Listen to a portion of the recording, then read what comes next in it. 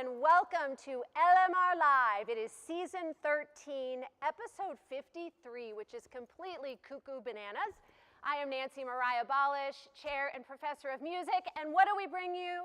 We bring you edutainment. We take entertainment, education, collide them together, and just have a great time. Let me say I'm glad you're here with us today because it is going to be a fantastic episode. We are coming to you from the Nutt Auditorium at the University of Mississippi. I love doing this show, and today is really special because I get to spotlight and elevate a friend and a colleague, John Carden. Let me tell you a little bit about John Carden. He is an assistant professor of musical theater here at the University of Mississippi. Carden channels his global experience into inspiring the next generation of performers. I have seen it firsthand, whether he is in the classroom or on the stage. He is absolutely dedicated to his artistry, to the craft, and to his students. A little bit about his story. John Carden has broken barriers and redefined boundaries. As the youngest countertenor ever contracted by the Metropolitan Opera, his ascent into the world of classical and musical theater was nothing short of historic. A graduate of the University of North Carolina School of the Arts, Carden achieved a milestone, becoming the first countertenor to win the Southeast Regional Division of the Metropolitan Opera National Council auditions.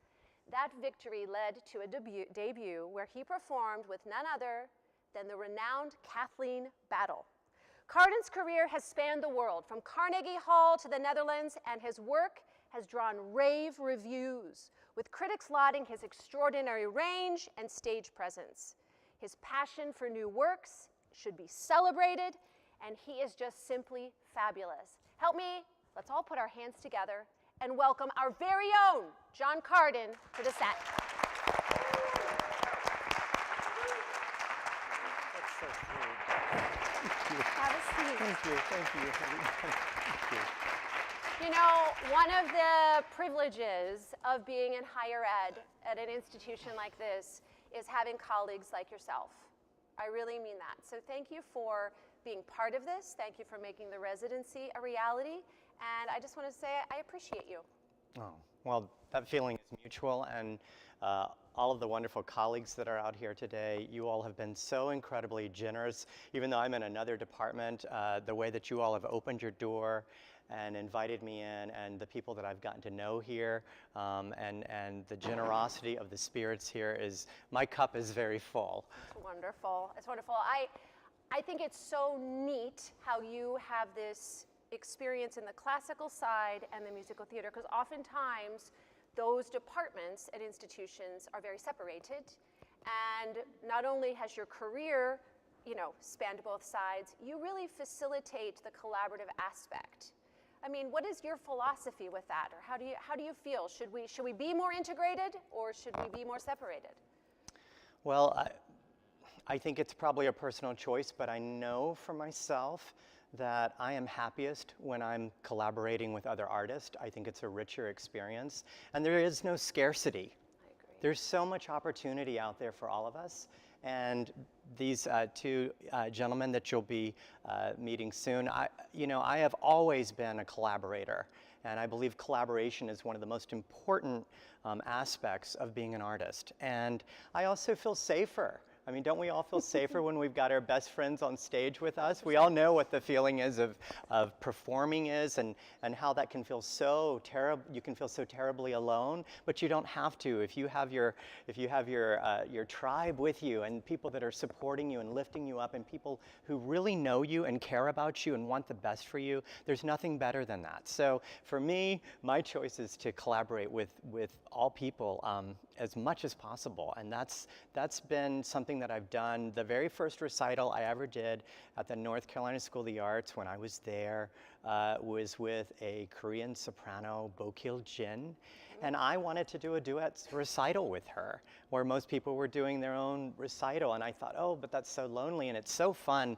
I think the thing that's interesting really is when you're on stage with colleagues and you're with them, you're in a dialogue.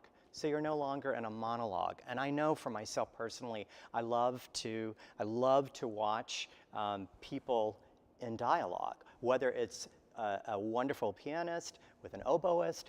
You know, you're in dialogue. You're not alone up there, no matter what your instrument or what your art is. So for me, that's always been the way that I move. You set a very high standard, and you also model it so well, so we appreciate it. So I'm curious, you come to the University of Mississippi Ole Miss. What was the biggest surprise about this place for you?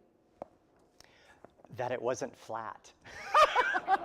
I had this notion, I was in New York City, I was at New York University at the Tisch School of the Arts, I was teaching musical theater there. The one reason I came to this area of the country is because my mother, who's actually going to be here tonight at the concert later, she is a musician, she lives in Memphis, Tennessee, and I wanted to be here in this stage of her life. I wanted to be close to her, and this job just sort of miraculously came up. I came here, and as I was driving down the road, I kept thinking, it's not flat. It's not flat. It's like little mountains. And so that was the biggest thing that like blew me away. And I love it. I think it's so beautiful here. It is. It's so beautiful here. Well, I think we should bring out your two Please. cohorts in crime. Let's talk a little bit about our other friends. Yeah.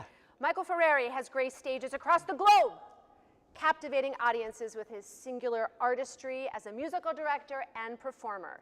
From elegant cabaret venues of London to acclaimed productions in Philadelphia, his work is both versatile and inspired. His career highlights include directing A Slice of Manelli at the Apollo Theater and collaborating on productions like Spirits in My Closet and Four Artists in Search of, both of which premiered in London. His resume reflects not only depth, but breadth, with appearances across the globe and an impressive roster of renowned venues in the United States, from Feinstein's in New York City to Atlantic City resorts. He is not only a sought-after collaborator, but also a recording artist in his own right with his debut album, Sweet Dreams. I got to experience some of his artistry last night at a rehearsal, and it is superb. Let's put our hands together and welcome Michael. Is it all right if I give you a little hug? Welcome. Mwah. John. All right, we still have another chair. Yes. So we gotta talk about our third person here. Tony Oakley has made his mark on the global stage, blending classical rigor with Broadway showmanship and jazz flair. A native of Durham, North Carolina, Oakley's career spans more than 27 years in New York City, where his performances ranged from headlining at Smoke Jazz and Supper Club to private events in Brussels and the World Economic Forum in Switzerland.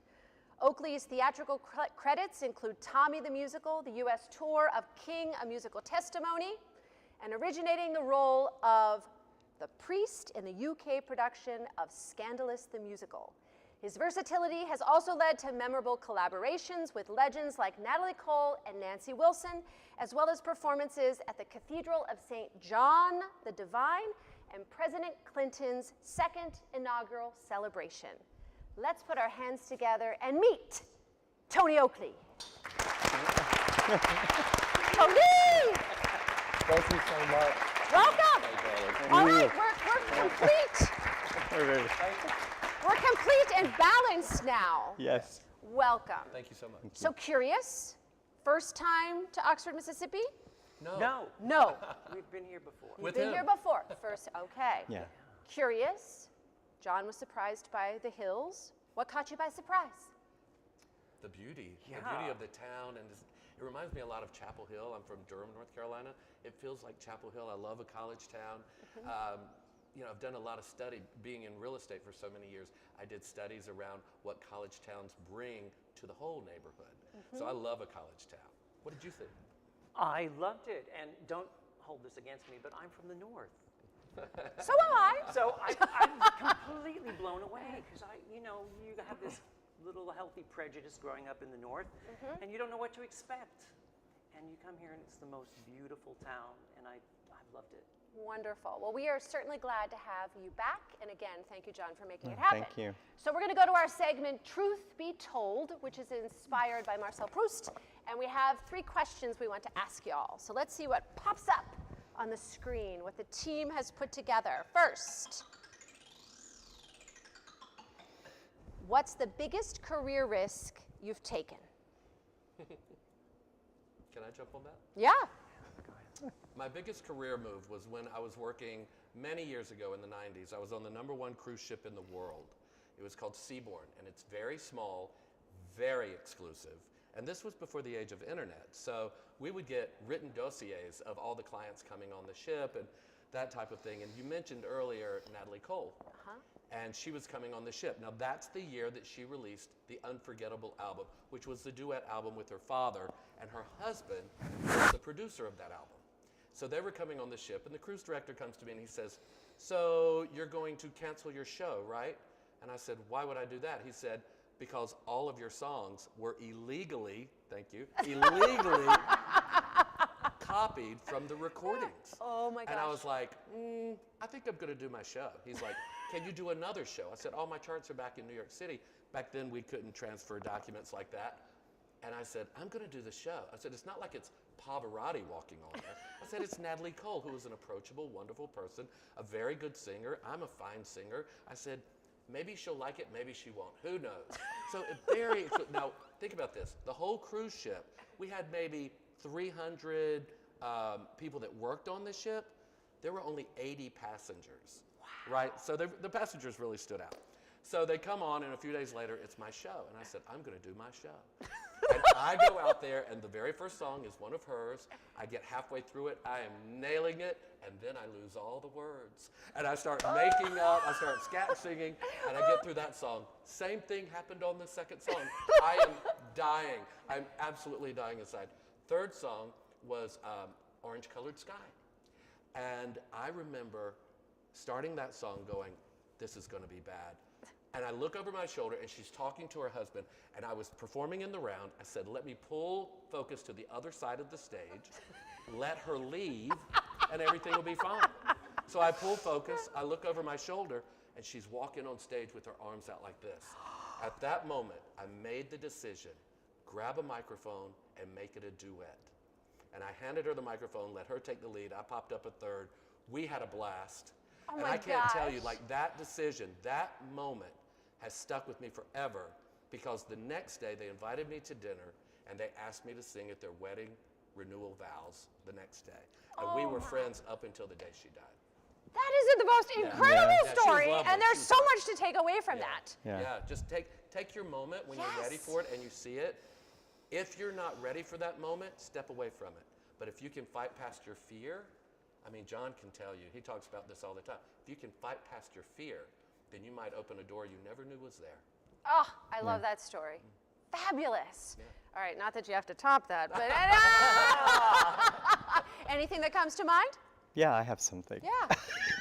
And I don't know why, because usually when people ask questions like that, I go completely blank. But I always talk with students about how you have to be really hungry, really curious, really after it. You're sort of your own entrepreneur, your own CEO of your own brand. I can remember I was living in Amsterdam, and I came into New York City, and at that time my agent was Peter Alfrink in the Netherlands. I got to New York and I found out that Peter Taboris was having auditions for the Messiah to be in Carnegie Hall that next year. And I at that time you couldn't text people, there was no technology like that. So I knew that they were holding the auditions that day at Columbia Artist Management. You probably remember they used to have this audition room there. And I thought, I don't have my agent. I don't even have my resume with me. Nothing. I was just in and out of New York, and I went into the building, and I went up in the elevator, and I walked in, and there was always a person, holding, keeping the gate. And I went up to the gentleman and I said, "My name is John Carden. I heard that there's going to be auditions today for the Messiah." And he looked at me and he said, "Do you have an appointment?" And I said, "No." I said, "I've just gotten in from Amsterdam." I said, "I don't have an appointment." And he said, "Well, that just won't be possible." Suddenly, out of the recital hall where they would hold the auditions, Peter Taboris walks out. And I looked over and I said, Maestro Taboris, my name is John Carden. I don't have an appointment for an audition today, but I'm in from the Netherlands. I'm a countertenor. Would it be possible for me to audition for you? And he said, sure. I'm going to the bathroom right now. But when I come back, I'll come back. I have a break. He said, I'd be glad. And so I went back in, and I used the pianist that was there. I didn't even have the score of the Messiah, but they had one. And I sang, and that's how I made my Carnegie Hall debut. Wow. So you just have to sometimes stick your neck out. Totally. Yeah. Oh, that's a great story. Yeah, I don't know if I'd be that brazen now. I was very young. I was like 22 years old at that time. Nothing to lose. But I did it, and I thought, well, you know, the worst thing they're going to say is no. So. I say that all the time. That's right. The And worst no thing doesn't anyone always can say mean is no, That's right? No often means not yet. Yeah. Not yet. Yeah. Yeah. That's Thank you a for sharing great that. story because David Isabel, who I just ran into, he was in the original cast of Chicago, the revival, and he told me with young people just starting in the theater, just turn up at the stage door with your resume and give it to the stage manager because you never know. You just never know. I love it. So my biggest risk, getting back to your question, at 60, at age 60, I left New York City and I moved to London. So that was a big, you can make a change any time in your At life, age How long right? did you no, live wait, there? at 60? How long did you live there? Yeah, 60. 35. That's what I'm getting hung up on. Anybody else? Anybody else getting hung up on that? Okay, I'm just making sure I heard it right. I was like, at 60? Yeah, I'm 62. Dear Lord, whatever you are drinking, eating, doing, we need a session on that. Okay, anyways, fabulous. Okay, just making sure we're all on the same It's page. what he's not drinking. And Right. I'm drinking. Valid. Okay, sorry to hijack that. I just wanted to make sure I was with you, and I am with you. That is amazing. Yeah, so just to take a chance at any age. I left my hometown, moved to Philadelphia to go to school, and then I moved to New York City. And I just, you've got to kind of listen to your internal clock telling you, it's time to make a change. I love it. Y'all are so inspiring. Are you inspired? Thank you. I Thank am you. inspired. Oh, and I have to tell you one more thing, because we don't get these questions in advance. One of the things that I love about Oxford and the South is everyone says good morning. You just, I know, you're not shocked. You're just going, yeah, of course. When you live in New York City for 38 years, no one says good morning. In fact, you will go out of your way to avoid someone on the street. I would say that, yeah. Just not to engage. But everyone, good morning, good morning. So it reminded me of a story of a friend in London. And he came here, first time in the United States, everyone's saying, good morning, have a great day, have a great day. Finally had enough, and one man said to him, have a great day, and he said, I'm sorry, I've made other plans. Very British. That's hilarious. Oh my goodness. All right, we're going to shift to one more of these questions. Okay. Pull it up, Faith. What is your most treasured possession? Easy. My 7-foot Yamaha, which is in storage. Okay. And my friends. And your friends. We're your possessions. Oh, love it. How about you, Tony? I don't know. Pass. Pass. Totally fine. really- I said you can I pass. don't really attach myself to things like Yeah. that. Friends are my most prized possessions in the world, right? Absolutely. Somebody one time said, "Are you rich?" And I looked right at him and I was like, "Hell yeah, I'm rich." I've got friends worldwide who would come to me at the drop of a hat. And I think if you can make lifelong relationships, especially from school, I met him when he was 17. We've been together for quite a while. Yeah, And it says a lot when you have long-term friendships in your Absolutely. life. So that's my most prized I love possession. it. I love it. Yeah. John? Oh gosh, possessions. I mean, possessions are such an interesting thing because I spend so much time, I think we all do, trying to not make those the focus of Right. our lives. And so the physical possession, I would always say I'm so rich that my most cherished possession or relationships are my cherished friendships. Yes. There's nothing, I mean, there's nothing that I actually have that I really, you know, would be that upset about if I had to give it up. But if I had to give up my friends, my family, For sure. my dog, you know, I would, you know, that would be something that those are the things that I have, that's the highest value to me. I love it. Yeah. Well, thank you for doing Yeah. Truth Be Told. Yeah, Truth yeah. Be Told. Thank you. So I want to have y'all share, we got a little bit about how you met, but how did y'all come together as this trio? How did that come to be? Well, I can tell you what I remember. Yeah. I can tell you what I remember. I was doing a concert in New York with Michael at the Metropolitan Room, and that was a really wonderful old cabaret venue. And Tony came to the concert. Yeah. And he came up to me after, we went out afterwards, and he came up to me and he goes, I want to sing. I want to sing. I want to, you know, I want to sing with you. I want to do this. And I said, all right, let's do it. So what we did was Michael lived in Brooklyn, and we would go every single Monday to his house, and we would rehearse. And we didn't have any agenda. No agenda. We just started getting together weekly for an hour, 2 hours, and our friendship grew, just to run material, to investigate material. And within about a year of doing this, we sort of came to the conclusion that we were ready to put this out into the world. So we did, and it just sort of started.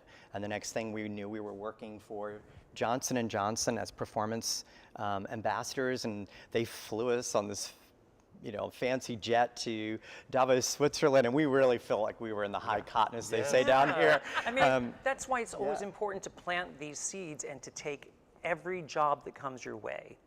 Just everything leads to something else. It all started playing a party for Johnson & Johnson and making that association, and from that came Davos, Switzerland, and where else were we? Oh gosh, Brussels. Brussels. And New And York all and New over the Jersey. US, Yeah, we yeah. did so much for them there. And what I remember is that you guys were rehearsing already. I went to see you sing. I had not performed in 17 years. I had put my art on the side because it wasn't leading to a financial path that I thought was going to be the lifestyle I wanted. So I set it aside. I went into real estate. My mother did real estate for 38 years. I said, it can't be that hard. It's very hard. It's very hard. It's very hard. And so I went into real estate. And then when I met with John, I had just taken another real estate class. And in that class, you had to write a letter to yourself and post-date it a year in advance. And one of the line items was, I'm so thankful I got to do my first concert in 17 years. And I think we did 8 concerts that year, at least 8, with Yeah. all the back and forth to New York and Europe and back and forth.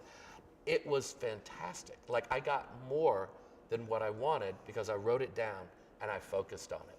And knowing these guys for so long, and Michael is brilliant on the piano. He's a brilliant musical director too. He knows how to weave a show together. But it's when we start talking that's not planned and you never know what's going to come out. Now, we'll keep it clean tonight. But there have been times. You have to. There have been times when we got a little raunchy. And it's always fun, though. You know, the relationships are all we have. Yeah. And like you said earlier, that collaboration on stage, Right. having a dialogue, not a monologue, brilliant. The thing that's just jumping out to me is the authenticity that is in your approach to the craft and your collaborations. And I think that's something we don't focus on enough right now. I think there's a lot of ways to engage with others and to interact, but there's such value, in my opinion, when it has this authenticity, and then that authenticity in planting those seeds really allows whatever you're doing to blossom and bloom. I mean, something that I struggle with or even complain about in my teaching is such a focus on the outcome, instead of what your The joy. the joy, the experience, the journey, Being all in of the that. moment. Yes. Yeah. Because if you're focused on the outcome, and please tell me if you disagree, you're setting the bar low for yourself because it might be so much more than what you can actually imagine from the optic you have at that moment. Yeah? Yeah. Yeah, and if you're having fun, the audience is having fun. Absolutely. Yeah. Absolutely. And I think a really important thing is to realize that we are not in control. And I think once you really accept that and really just let go and just live in each present moment and realize that, performing is about putting love into the room, pure and simple. That's my goal every night. I will tell you, I've never had a perfect performance. I've never had one. I don't, and I never know what's going to happen. And we've had all sorts of really interesting experiences, but we keep going and we don't make that a thing. And if I could lift the weight from students to say, take that off your plate. You're wonderful as you are. We want to see what you have to offer, and we want to listen, and we want to hear, and there is no perfection, and that's not what it's about. Just live in each moment, and like you said so beautifully, it's like, don't concentrate on the outcome. Live in this present moment. You eat that elephant one bite at a time. You can't eat it in one big giant bite, as they say, right? Yeah. So really live in each moment and just be present. And when you feel yourself lifting out of your body and feeling like you're levitating, come back to center and just say, you know what? I don't have to prove anything. All I have to do is just put my heart out here and be loving. I love that. Right? We're going to put love Into the room, yeah. In the room. All right, we have a question from a student. We call this segment On the Line. Okay. And this is a student you're going to work with on Wednesday. So John Spencer wants to know, what are some qualities that you think separate good artists from great ones? Attitude. Attitude. Yeah. What You you were gonna bring say to the that? table and how you bring it, and being really kind to everybody there. Because I need that sound person. I need those cameramen. I need the lights on. I'm nothing without that, right? I mean, just be kind, be generous, be thankful. Just be authentic and show up. Yeah, Yeah. yeah, Yeah. I love it. Such great advice. All right, we're going to play a game. Hope you're all going to be ready. This game is called Sang That Tune. We're going to get us in the mood right here.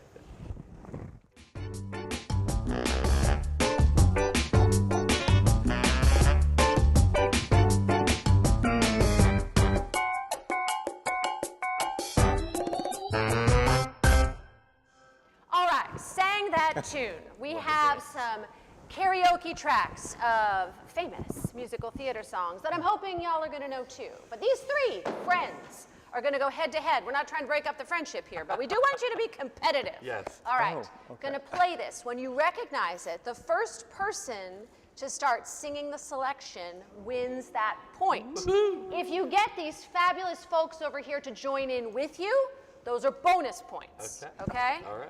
All right. Are we on board? Are we ready? Do you have your imaginary mic? Okay. All right. First song. Here we go. Rent. Oh, yeah. 525,600 minutes.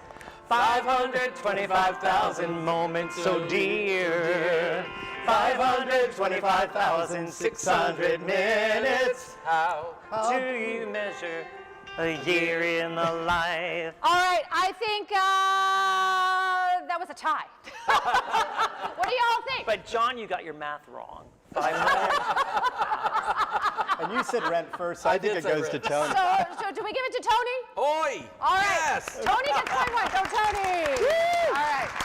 Jazz hands, jazz hands. Next one.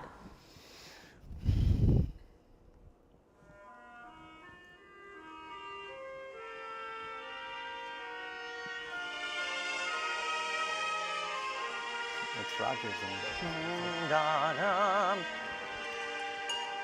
Round in circles. If I I loved you time and again, I would try to say all I'd wanted to know. Excellent. Y'all are being shy. Excellent. All right, we got it. One with Tony, one with John. Very good. No pressure. No No, pressure. no. No pressure I at was all. humming the bridge before right, you here got we to go. the beginning. Oh, Cabaret.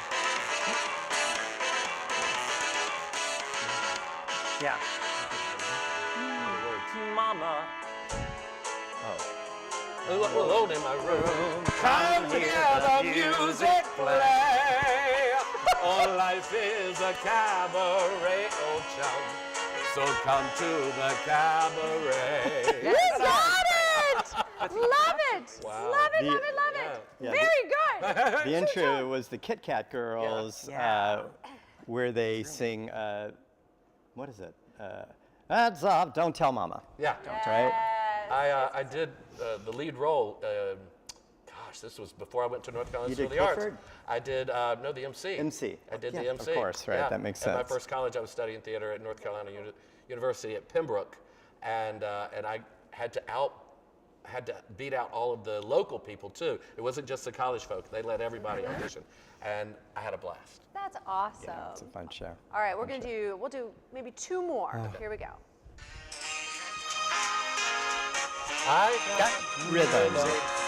I got my man who could ask for anything more. Boom, boom, boom, boom.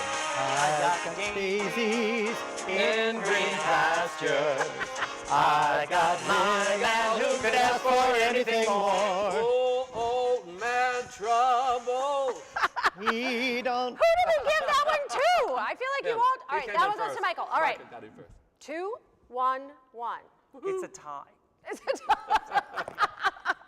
The tiebreaker. All right, last one.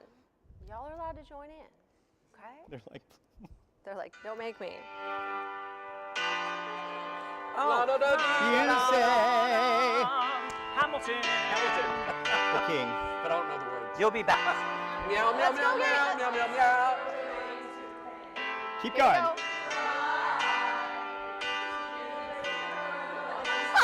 Meow, meow, meow, meow, meow. Meow, meow, meow. Okay. Remember. I think we gotta give that one to the. Bravo. Bravo. All right, we got it. all. Okay. We got it. Well all. done. You All right. realize they've just exposed the generation gap. Yeah. That's what's happened here, people. We got it. We got it. Cover it all. Cover it all. Cover it Yeah. all. All right. Who's our winner? Is it? I think it's Tony. Boop, boop. Let's give it up for Tony. Thank you. You're buying dinner tonight. I'm buying dinner. So, something we talk about a lot are the ideas of a mosaic career. And this idea of creating opportunity and, even you mentioned before, you were doing singing, then real estate, then back in. What does a mosaic career look like to each of you, or what advice would you give someone in pursuing that mosaic career? Well, I'm the one who never had a day job. I completely made my living playing the piano, and I took my skills as a classical pianist, and I thought, how am I going to make a living? Because when you're in conservatory, you are up against the most talented people. And, it's even more competitive than theater, classical piano. Yeah. So I took that into the world of dance and theater. And then I went into club work, and then I went into directing for cabaret, and then I ended up directing someone in cabaret and realized the pianist couldn't play the show very well. And I thought, oh God, I should be doing that. So I did that. And it's just one seed after another, being one job leads to the next job. And it's a lot like that Sondheim song, where he says, one day, top billing one day, next day you're touring stock. Both of them have value. I've played for the best people, and then I just do a gig in a bar. Right. But that's how you make your living in theater and in music And in life. and in life. It's like I deal with very high-end real estate agents from New York all the way to Florida, and a lot of them have side gigs that they don't want anybody to know about. And I'm like, why? And they're like very shy about what else they do. I had this lady in front of me. She was older than me. She was just like very matronly. And I said, we need to rewrite your bio. Your bio, she's brilliant. Let's start with that. She is brilliant at what she does. Your bio is crap. Let's start with that. And she's like, I said, we got to beef it up. What do you do? What do you do outside of real estate? She said, I drive a Porsche. And I was like, fierce, I drive a Mercedes. And she said, no. I drive a Porsche. I was like, girl, I drive a Mercedes. And then she said, I'm a race car driver. Boom. I was like, you're a race car driver? She was a race car driver. I said, now you've got my attention. Yeah. Now you've got my attention to detail. Yes. How does that play back and forth? So when it came time for me to be me, people were shocked that I was a singer because a lot of people in the real estate world didn't know me from when I was a singer. But I started doing little cabarets or little cameo spots along the way. Thank God these guys came along and got me back into really performing. We had that conversation this morning about why people in the arts are so hireable in the bigger world. It's Right. because you all have the discipline. You learned a discipline, and you started at a much younger age than other people. Even to become a doctor, you don't start that until you're in college, right? Right. Then you go on to medical school. We've been doing this since we were 8 years old, and sometimes younger. So we have this built-in discipline: dancers, singers, instrumentalists. They're very hireable. Like if somebody comes to me and says, hey, you know, this is my past career, I was a performer, blah, blah, blah. I love that because performers know how to deal with rejection. And if you're in sales, you have to deal with rejection. You have to know how to mirror people. Actors can do that seamlessly. We can teach people to do that. But performers, dancers, actors, any type of a performer, I can work with so well. Also military people, because you give them a mission and they know how to get it done, no matter what the mission is. So letting people know your passion Right. also shows them who you are, your authentic self, as you said before. My first job in London was in 1987, and I was doing a catering job. I had just moved to New York City. I wasn't even there 6 months, and I ran into 2 guys who went to NYU. I later ended up getting a job at NYU, not my first time at that rodeo. Right. And then I went to England, and I toured for 6 months. Wow. First gig in New York City was outside of the country. Something Unbelievable. something I think about is, and this is someone that works at your present company, I think. So I think that there's a season. I think there's seasons through our life as performers, and I think we go to our gifts daily, and all these different things show up. But there's an actor, he's a very fine actor and a very fine singer, and I was lucky enough to have him in my thesis musical at NYU when I was studying musical theater composition. He played the lead in it. His name is Zach Resnick, and Zach was in the original Mamma Mia on Broadway, and he was the boy, right? He was the, and he did a number of different things, and then he got to a point in his career where I think the pandemic happened and things sort of dried up a little bit for him in the theater world, and he started selling real estate, and he became... It was under me, I was his manager. Yeah, and in he New became York. a really wonderful, you can look up Zach Resnick, he's He's the real deal. But then last year, suddenly, out of the blue, they're doing Floyd Collins at Lincoln Center, and he suddenly is brought in and he does the lead. Wow. This is this is how our careers work. And so I think this idea of the veil that is over a lot of performers, where you think, oh, well, they've had this glamorous life and they're famous. If you look beneath that, you will find that that's not actually true. We all do different things. We all have side businesses. We all work in different things.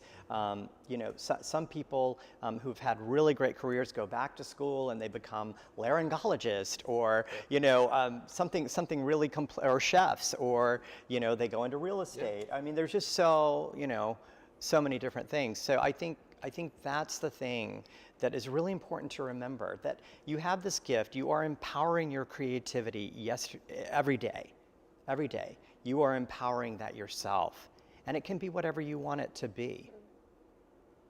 Oh, I love that. Yeah. I love that, because I think there's sometimes this misconception that certain people make it I don't know, you never really make it. There's not a Right. finish line. There's not a keep period. reinventing. Right. It's And about what does reinventing. making it mean Correct. to you? Yeah, Correct. right. Yeah. Correct. It's all relative. Right. No, this is great. So for tonight, Yeah. in this space, Yeah. you'll be giving a concert. Yes. I got to hear it yesterday, and it's amazing. Thank you. Thank you. What do you want people to know before they come in? Oh, coming ready to have some fun. Yeah.